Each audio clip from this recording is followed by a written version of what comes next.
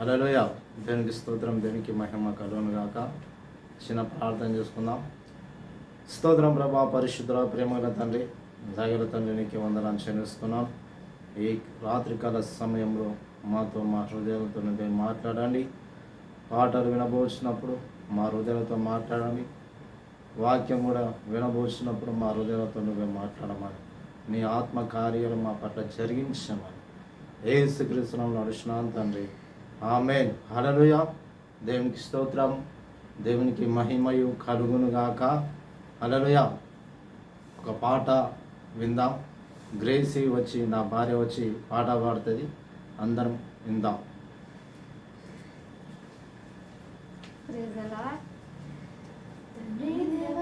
తండ్రి దేవా నా సర్వం నీవయ్యా, నీవుంటే నాకు చాలు. తండ్రి దేవా నా సర్వం నీవయ్యా, నీవుంటే నాకు చాలు. నా ప్రియుడా, నా ప్రాణమా, నిన్నారాధించెదను. నా జీవమా, నా స్నేహమా, నిన్నారాధించెదను. నా ప్రియుడా, నా ప్రాణమా, నిన్నారాధించెదను. నా జీవమా, నా స్నేహమా, నిన్నారాధించెదను. తండ్రి దేవా నానందమా, నీ వడిలో నాకు సుఖము. తండ్రి దేవా నానందమా, నీ వడిలో నాకు సుఖము. తండ్రి దేవా నా సర్వం నీవయ్యా, నీవుంటే నాకు చాలు. నీవే వర్ణించుట నా వల్ల కాదయ్యా, నీ కార్యము వివరించుట నా బ్రతుకు చాలదయ్యా. నీ ప్రేమ వర్ణించుట నా వల్ల కాదయ్యా, నీ కార్యము వివరించుట నా బ్రతుకు చాలదయ్యా. తండ్రి దేవా ఆనందమా, నీ వడిలో నాకు సుఖము. తండ్రి దేవా ఆనందమా, నీ వడిలో నాకు సుఖము. తండ్రి దేవా నా సర్వం నీవయ్యా, నీవుంటే నాకు చాలు. నా ప్రాణ స్నేహితుడా, నీ సన్నిధి పరిమళమే చుంటె తేనె కన్నా, నీ ప్రేమ మధురమయ్యా. నా ప్రాణ స్నేహితుడా, నీ సన్నిధి పరిమళమే జుంటె తేనె కన్నా, నీ ప్రేమ మధురమయ్యా. తండ్రి దేవా ఆనందమా,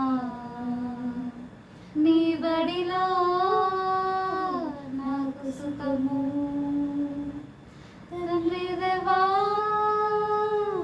ఆనందమా, నీ బడిలో నాకు సుఖము. తండ్రి దేవా నా సర్వం నీవయ్యా, నీవుంటే నాకు చాలు.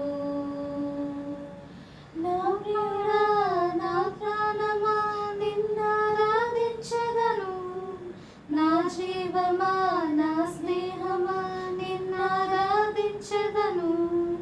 నా ప్రియుడా, నా ప్రాణమా, నిన్నారాధించెదను. నా జీవమా, నా స్నేహమా, నిన్నారాధించెదను.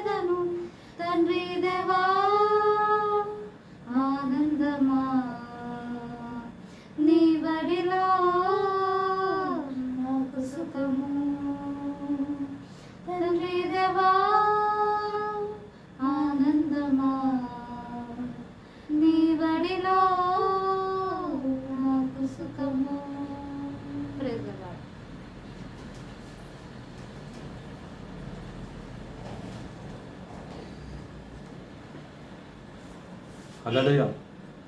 దేవునికి స్తోత్రం, దేవునికి మహిమయు కలుగును గాక. చిన్న ప్రార్థన చేసుకొని వాక్యం ఉందాం.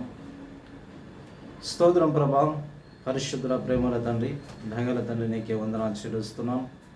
ఈ రాత్రి కాల సమయంలో మాతో మా హృదయాలతో నువ్వే మాట్లాడి పరిశుద్ధాత్మ ద్వారా నువ్వే మాట్లాడమని యేసుక్రీస్తు నామములో అడుగుచున్నాం తండ్రి, ఆమేన్. హల్లెలూయా. దేవునికి స్తోత్రం, దేవునికి మహిమయు ప్రభావాలు దేవునికి చెందునుగాక.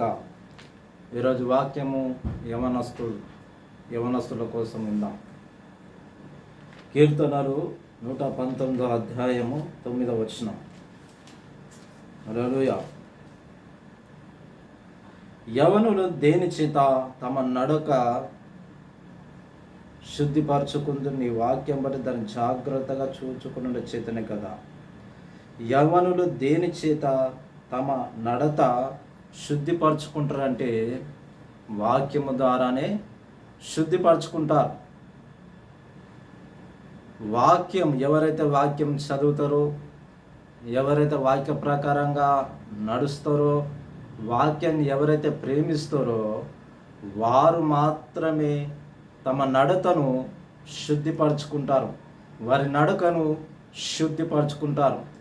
ఎందుకంటే యవన కాలములో కాళ్ళు పరిగెత్తుతూ ఉంటాయి, పాపం చేయాలని పరిగెత్తుతూ ఉంటాయి. ఈ కాళ్ళను మనం శుభ్రపరచుకోవాలంటే, మన తలంపులను శుభ్రపరచుకోవాలంటే అన్ని అవయవాలకు ఏం కావాలంటే వాక్యమే కావాలి. చెయ్యి శుద్ధి కావాలన్నా, కాళ్ళు శుద్ధి కావాలన్నా, మన తలంపులు శుద్ధి కావాలన్నా, హృదయం శుద్ధి కావాలన్నా, ఏ అవయంకైనా వాక్యము ద్వారానే మనము శుద్ధి అవుతాం. అందుకని దావీదు ఏమంటాడంటే, నీ వాక్యము నన్ను బ్రతికించి ఉన్నది, బాధలలో నుండి ఇది నాకు నెమ్మది కలుగజేస్తుంది. అంటే వాక్యము ద్వారానే మనకు నెమ్మది. వాక్యం ద్వారా మనకేమొస్తుంది? నెమ్మది వస్తుంది. వాక్యం నీలో ఉంటే, వాక్యం శక్తి నీలో ఉంటే నీలో ఏముంటుంది అంటే వాక్యం ఉంటుంది. వాక్యం శక్తి నీలో ఉంటే వాక్యం నీలో ఉంటుంది. అప్పుడు పాపం చేయాలనే ఆలోచనలు ఏ వ్యక్తికి కూడా రావు, ఎవరికి కూడా రావు. అందుకని మనం ఏం చేయాలంటే వాక్యం ప్రకారంగా మనము నడుచుకోవాలి. ఇక్కడ ఏమంటున్నా అంటే 9వ వచనంలో, యవనులు దేని చేత తమ నడత శుద్ధిపరచుకుందురు. అంటే నడతను శుద్ధిపరచుకోవాలంటే వాక్యాన్ని బట్టి జాగ్రత్తగా నడవాలి. మనం ఏం చేయాలి? వాక్యం ఏదైతే చెబుతుందో దాని ప్రకారంగా మనం నడుస్తూ ఉండాలి, మనము ప్రవర్తిస్తూ ఉండాలి. ఏదో వాక్యము చదువుతున్నా చాలు, వాక్య ప్రకారంగా నడుస్తున్నా చాలు అనుకోవద్దు. వాక్య ప్రకారంగా నువ్వు పాటించి నడవాలి. వాక్యం ఏదైతే చెబుతుందో దాని ప్రకారంగా పాటిస్తూ ఉండాలి. అప్పుడు పాటించినప్పుడు ఏమవుతుందంటే ఆ వాక్యము క్రీస్తులోనికి నడిపిస్తుంది. ఏంటిది? వాక్యం క్రీస్తును, ప్రేమను తెలియజేస్తుంది వాక్యం. అయితే రెండో సమూయేలు 11వ అధ్యాయము 1వ వచనంలో చూసుకుందాం. హల్లెలూయా.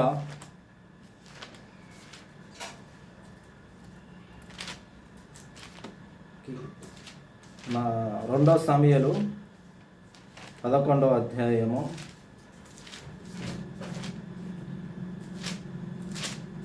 11వ అధ్యాయంలో 2వ వచనంలో ఏమంటుందంటే, ఒకనొక దినమున పొద్దు గుంకువేళ దావీదు పడక మీద నుండి లేచి రాజనగరం మీద నడుచుచు పైనుండి చూచుచుండగా స్నానం చేయి ఒక స్త్రీ కనబడెను. ఎవరు కనబడ్డారంట? మేడ మీద కూర్చొని అటు ఇటు ఏం చేస్తున్నాడు? తిరుగుతూ ఉన్నాడు. యుద్ధానికన్నా పోవాలి, లేకపోతే ప్రార్థనన్నా చేయాలి, లేకపోతే ధర్మశాస్త్రం అన్న వాక్యం అన్న ధ్యానించాలి. కానీ ఈ దావీదు ఏం చేస్తున్నాడంటే దేవుని మర్చిపోయాడు, దేవుని యొక్క ఆలోచన నుండి తొలగిపోయాడు, దేవుని యొక్క ఆత్మ నుండి తొలగిపోయాడు. తొలగిపోయినాక ఆయన కన్నులు దేవుని చూసే బదులు ఎవరు చూస్తున్నాయి? కన్నులు ఒక స్త్రీ వైపు చూడడము మొదలుపెట్టాయి. అందుకని మన కన్నులను మనం కాపాడుకోవాలి. మన కన్నులను ఏం చేసుకోవాలి? మనము కాపాడుకోవాలి. ఈ కన్నులను ఎట్లా కాపాడుకోవాలో, ఏ విధంగా కాపాడుకోవాలో తెలియదు కొంతమందికి. అందుకని కన్నులను కాపాడుకోవడము మొదలు పెట్టాలి. నీ కన్నులను కాపాడుకోవాలంటే వాక్యం ఏదైతే చెప్పుతుందో, ఏ విధంగా జీవించమని వాక్యం తెలియజేస్తుందో దాని ప్రకారంగా నువ్వు నడవడము ఆరంభించాలి. అయితే దావీదు మేడ మీద అటు ఇటు తిరుగుతున్నాడు. తిరిగి ఏం చేస్తున్నాడు? ఒక స్త్రీ వైపు చూసి ఆమెను నేను వివాహం చేసుకోవాలి అనే ఆలోచనలో పడిపోయాడు. ఈ రోజుల్లో కూడా కొంతమంది ఏం చేస్తున్నారంటే నచ్చిన అమ్మాయి కావాలి, నచ్చిన అమ్మాయి కావాలని రాత్రి పగళ్ళు నిద్ర లేకుండా కొంతమంది ఆలోచిస్తూ ఉంటారు. రాత్రి అంతా ఆలోచిస్తారు, పొద్దంతా ఆలోచిస్తారు. ఏ అమ్మాయి అయితే మనసులో పడిపోతుందో ఆ అమ్మాయిని చేసుకున్నంత వరకు ఈ హృదయం అనేది, ఈ ఆలోచనలన్నీ వస్తూ ఉంటాయి. ఎందుకంటే సాతానుడు ఏం చేస్తాడంటే మన హృదయాన్ని వాడుకుంటాడు, మన తలంపులను వాడుకొని ఏం చేస్తాడంటే దేవుని వద్ద నుండి మనల్ని దూరం చేద్దామని చూస్తాడు. నీ దగ్గరికి ఒక స్త్రీ అన్న తీసుకొని వస్తాడు సాతానుడు, లేకపోతే ఒక డబ్బన్న తీసుకొని వస్తాడు, లేకపోతే ఒక గర్వమన్న అహంకారం అన్న తీసుకొని వస్తాడు. ఎందుకంటే మన వీక్నెస్ను వాడు గుర్తుపడతాడు. సాతానుడు ఏం చేస్తాడు? మన వీక్నెస్ను గుర్తుపట్టి వాడు సాతానుగాడు అన్ని పాపాలు మన కన్నుల దగ్గరికి తీసుకొని వస్తాడు. దావీదు దగ్గరికి ఏం తీసుకొని వచ్చాడు? ఒక స్త్రీని దూరంకెళ్ళి చూసిండు. మరి దూరంకెళ్ళి చూసినప్పుడు వదిలేసేసేయాలి. కానీ ఆ దావీదు ఏం చేస్తున్నాడు అంటే ఆమెనే హృదయంలో పెట్టుకున్నాడు, ఆమెనే మనసులో పెట్టుకున్నాడు. వాక్యాన్ని మాత్రం హృదయంలో పెట్టుకోలే, ఆ ప్రభుని మాత్రం హృదయంలో పెట్టుకోలే. అయ్యో నా కన్నులతోటి అపవిత్రమైనవి చూడకుండా ఉండాల్సింది అని ఆలోచనలో ఆయనకు లేవు. ఆలోచన ఆయనకు దావీదుకు లేదు. ఏ రోజులలో మనం ఏది చూస్తున్నాం? అపవిత్రమైన ఆలోచనలు కలిగి అపవిత్రమైన వాటిని చూస్తున్నామా? చెడు కార్యాల వైపు చూస్తున్నామా? మోసాల వైపు చూస్తున్నామా? ఎటువైపు చూస్తున్నాం? మన కన్నులను మనం కాపాడుకోవాలి. అందుకనే దావీదు ఏమని ప్రార్థన చేశాడంటే అపవిత్రమైన వాటిని చూడకుండానట్లు నా కన్నులు తిప్పు ప్రభు అని ప్రార్థన చేస్తున్నాడు. అంటే అపవిత్రమైన కార్యాలు చూడకుండా ఉండడానికి మన కన్నులను ఏం చేసుకోవాలి? తిప్పేసుకోవాలి. ఎక్కడ వైపు తిప్పుకోవాలి? ప్రభు వైపు తిప్పుకోవాలి. ఈ రోజులలో కొంతమంది ఏం చేస్తున్నారంటే వాక్యాన్ని వైపు వాళ్ళ కన్నులు తిప్పుకోకుండా లోకం వైపు తిప్పి, లోకాశల వైపు తిప్పి ఎంతోమంది పాపంలో పడిపోతున్నారు. అయితే దావీదు కన్నులను తిప్పుకోలేకపోయాడు. కారణం ఏంటంటే ఆమె చూసుకుంటూ అటనే ఉండిపోయాడు. ఎందుకంటే మన కన్నులు మనం కాపాడుకోవడం నేర్చుకోవాలి. ఎందుకంటే దేవుడే చెప్పాడు నీ కన్ను దీపం లాంటిది అన్నాడు. అంటే ఇది వెలుగు. అంటే ఈ కన్ను దేహానికి దీపం అంట. అంటే ఈ కన్ను ద్వారానే నువ్వు నడవగలుగుతున్నావు. నీ శరీరం, నీ బాడీ అంతా ఈ కన్నుల ద్వారానే మనం నడవగలుగుతాం, ఏదైనా పని చేసుకోగలుగుతున్నాం, బైబిల్ చదువుకోగలుగుతున్నాం. మరి అందుకని కన్నుల కోసం మనం ఏం చేసుకోవాలంటే ప్రార్థన చేసుకోవాలి. దేవాన్ని అపవిత్రమైన కార్యాలను చూడకుండానట్లు, అపవిత్రమైన వాటిని చూడకుండానట్లు, నా కన్నులు చెడు వైపు పరిగెత్తకుండానట్లు నా కన్నులు నీ వైపు తిప్పు ప్రభువా అని మనము ప్రార్థన చేసుకోవాలి. దావీదు పాపంలో పడిపోయి, ఒక స్త్రీ ద్వారా పాపంలో పడిపోయిన తర్వాత తన తప్పిందో తెలుసుకున్నాక తర్వాత ఆయన ప్రార్థన చేశాడు. కీర్తనలు 51 అధ్యాయంలో ఉంటుంది. ఎంతో పశ్చాత్తాపముతో ప్రార్థన చేశాడు. నాకు శుద్ధ హృదయం కలుగజేయి, నా అంతరంగంలో స్థిరమైన మనసును నూతనంగా పుట్టించు ప్రభు అని ప్రార్థన చేశాడు. పాపంలో పడిపోవడం వీసే, కానీ ఒప్పుకోవడం కష్టం. ప్రభు ప్రత్యక్షతను పొందుకోవాలంటే ఎన్నో రోజులు ప్రార్థన చేయాలి. దేవుడు ఉట్టిగా ప్రార్థన చేసిన వాళ్ళను ఆయన మాట్లాడే దేవుడు కాదు. నీ హృదయముతో, నీ మనస్సుతో, నీ పూర్ణము వివేకముతో, పూర్ణ మనస్సుతో దేవుణ్ణి ఆరాధిస్తే అప్పుడైతే దేవుడు నీకు ప్రత్యక్షమవుతాడు. దేవుడు ఉట్టిగా ప్రత్యక్షత ఎవరికి రాదు. దేవుడు అనేకులకు ప్రత్యక్షత కాడు, కొందరికే. దేవుడు ఎవరినైతే ఏర్పరచుకుంటాడో వారికే ప్రత్యక్షమవుతాడు. ఎవరికైతే పిలుపు ఉంటుందో వారికి మాత్రమే దేవుడు ప్రత్యక్షమవుతాడు. దేవుని దృష్టిలో దావీదు హృదయానుసారుడు అంట. అందుకని దావీదును అంతగా అభిషేకించాడు, అంతగా దీవించబడ్డాడు. కారణం ఏంటంటే దేవునికి ఇష్టమైన జీవితం జీవించాడు. దేవుని దృష్టిలో ఇష్టమైన జీవితం అంటే ఎక్కువ శాతం ప్రభుని ప్రేమించాడు, ప్రభు మీద ఆధారపడ్డాడు. మరి దావీదు భయంకరమైన పాపంలో పడిపోయాడు, తర్వాత పశ్చాత్తాపడ్డాడు. మనం కూడా అపవిత్రమైన వాటిని చూసినామేమో ఇన్ని రోజులు, వాటిని ఒప్పుకోవాలి. వాటిని ఎప్పుడైతే ఒప్పుకుంటామో అప్పుడు దేవుడు క్షమించడానికి సమర్థుడు. హల్లెలూయా. ఆదికాండంలో 39వ అధ్యాయంలో చూసుకుందాం. మొదటి వచనం.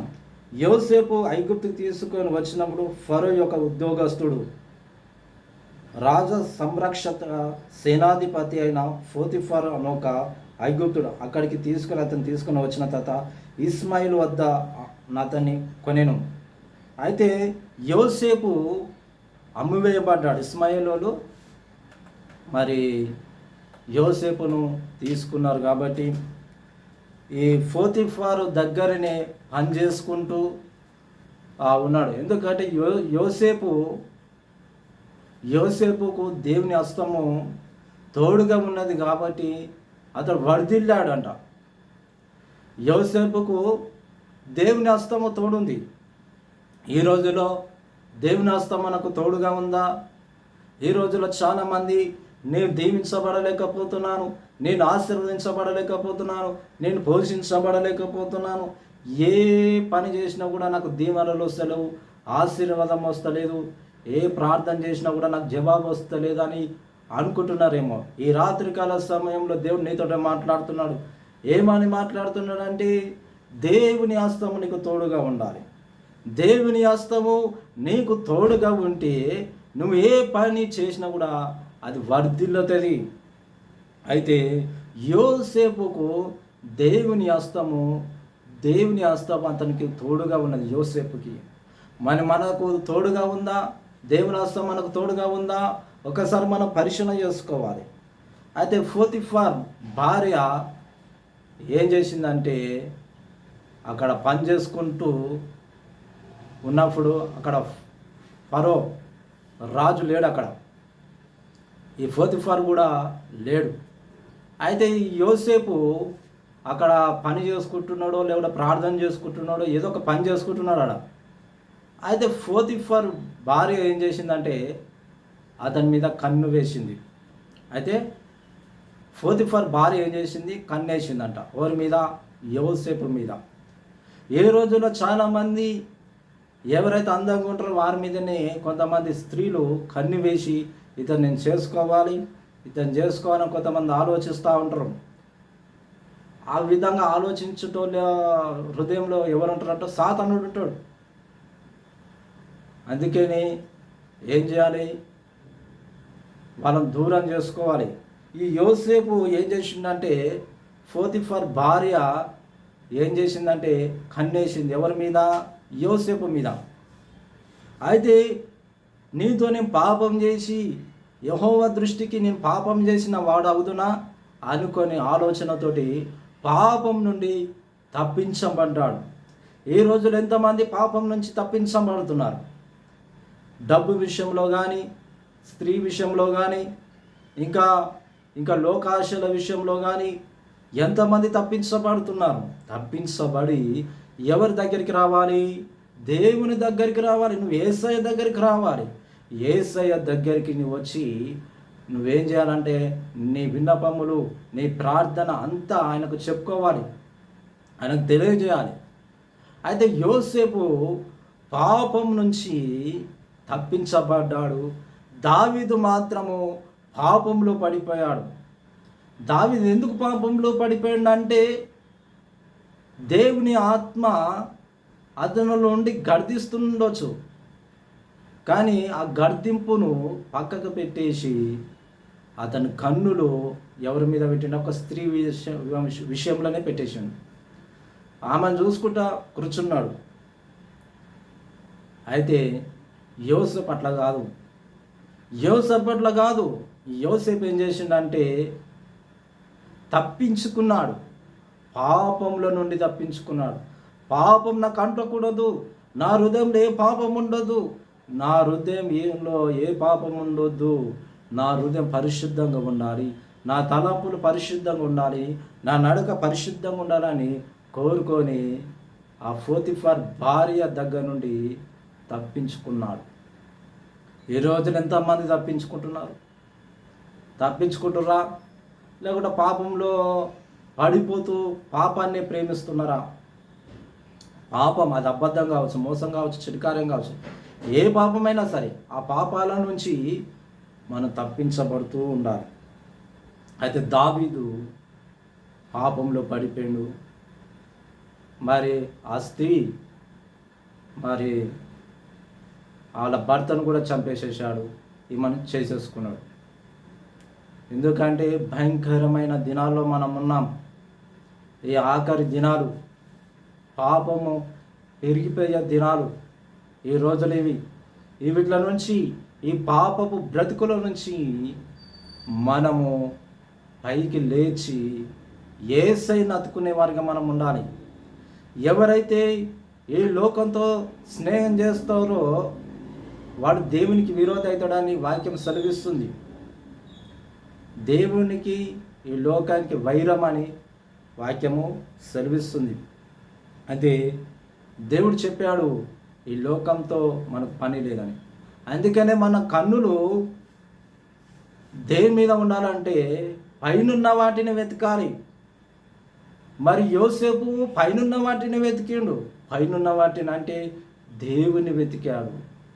దావీదు దేవుని వెతికలే, ఆయన ఈ లోకాన్ని వెతికేసి పాపంలో పడిపోయాడు.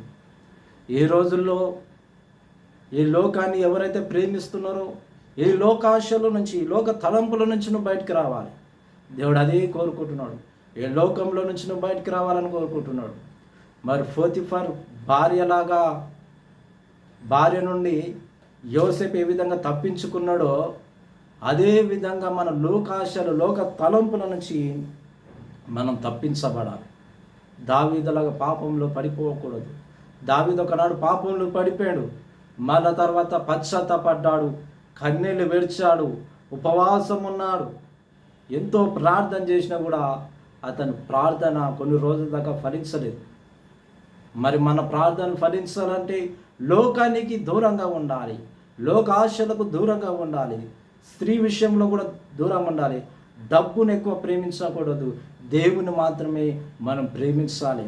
ఎందుకంటే డబ్బు నువ్వు ఎక్కువ ప్రేమిస్తే దేవుని దగ్గర ఉండడు. నువ్వు ప్రభుని ప్రేమిస్తే డబ్బే నీ వెంట పరిగెత్తుకుంటూ వచ్చేస్తుంది.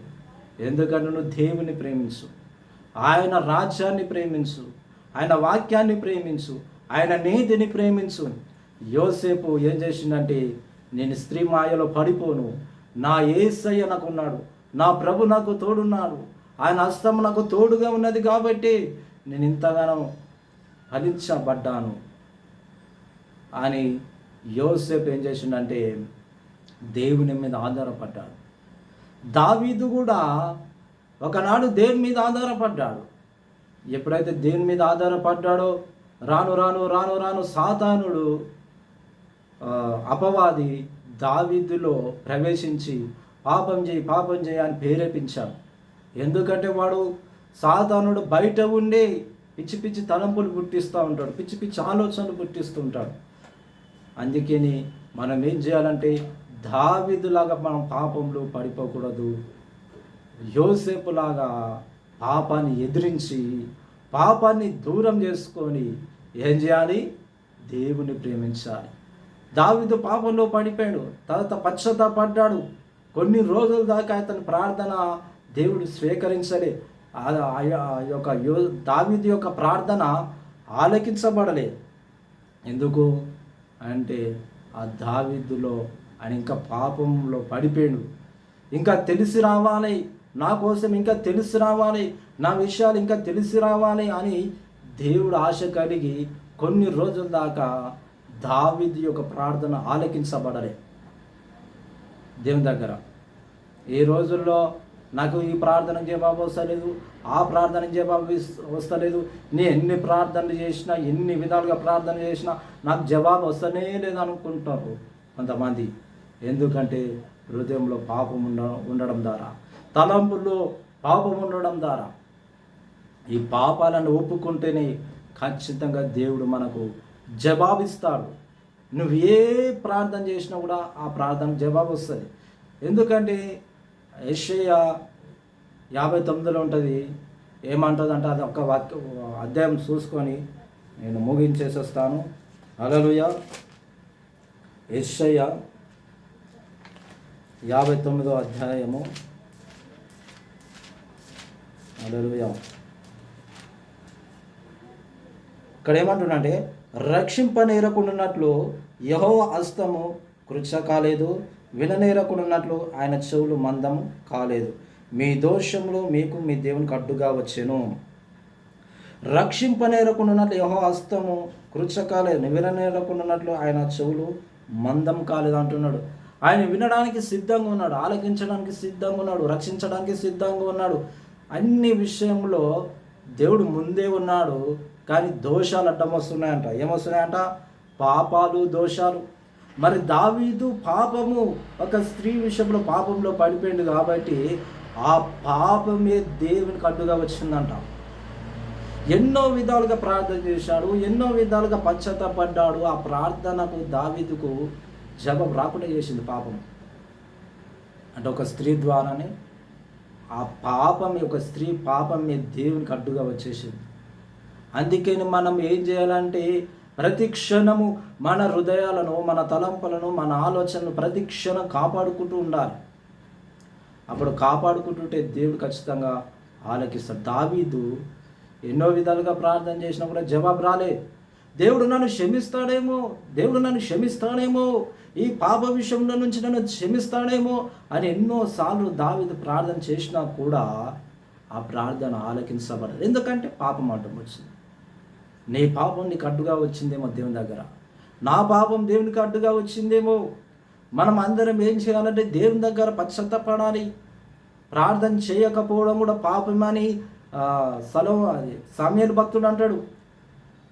మీ నిమిత్తాన్ని ప్రార్థన చేయకపోతే యెహోవా దృష్టిని పాపం చేసిన వాడు అవుతున్నట్టాడు. ప్రార్థన చేయకపోవడం కూడా పాపమే, దేవుని స్తుతించకపోవడం కూడా పాపమే.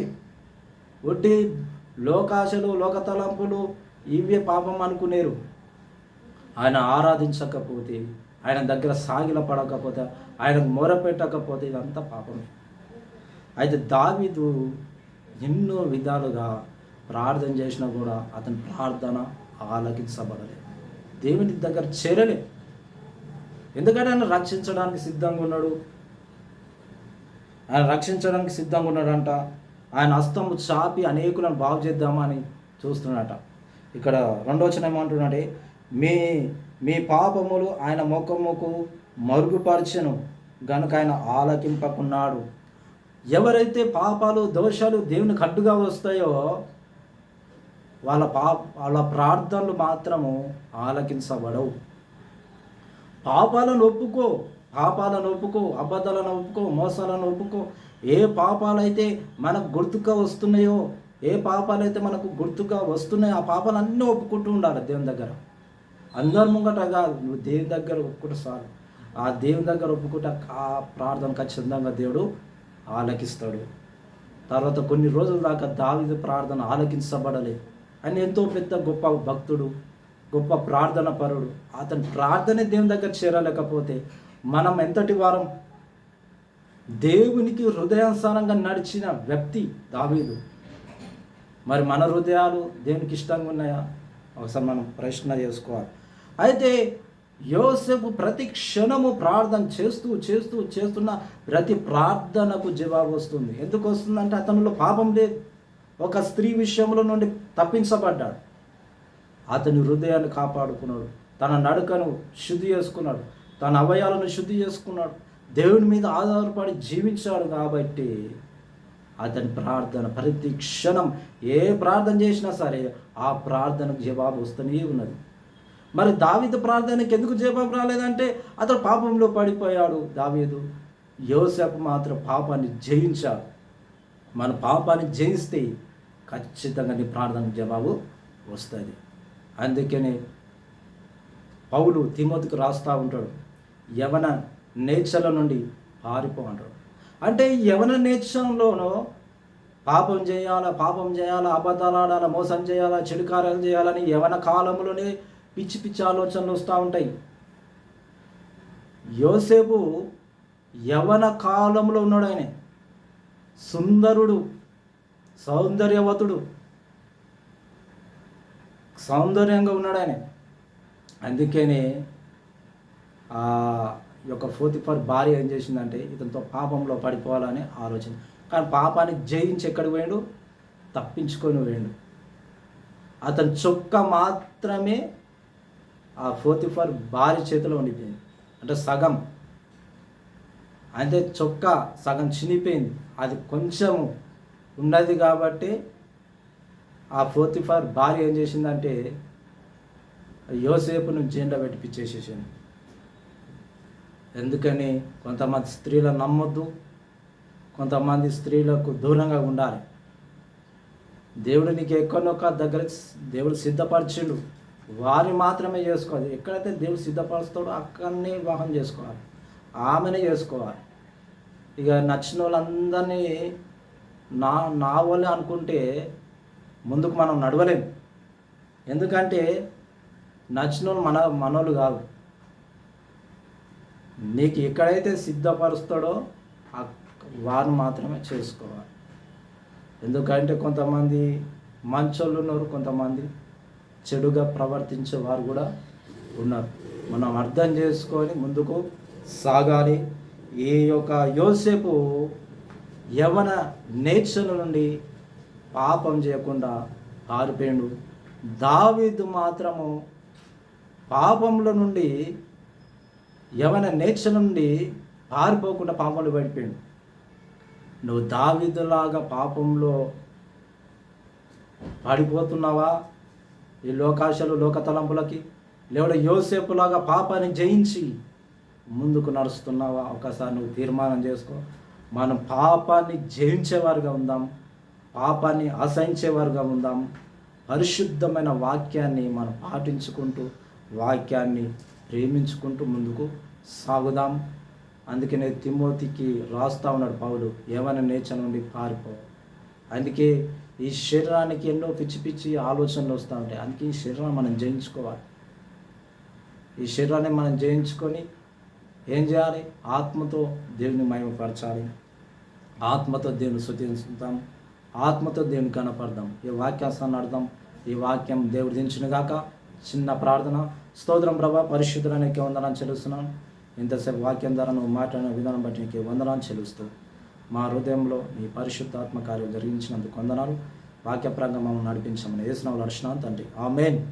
Thank you Jesus. ఓకే.